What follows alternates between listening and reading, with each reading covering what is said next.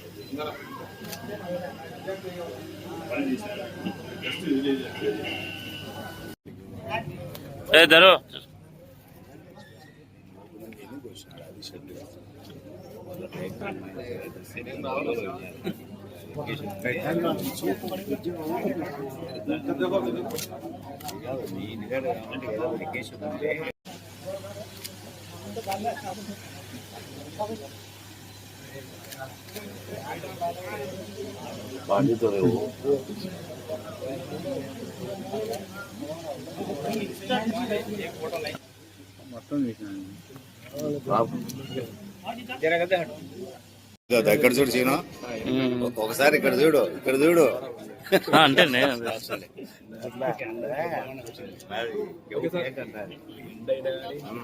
నీకోసం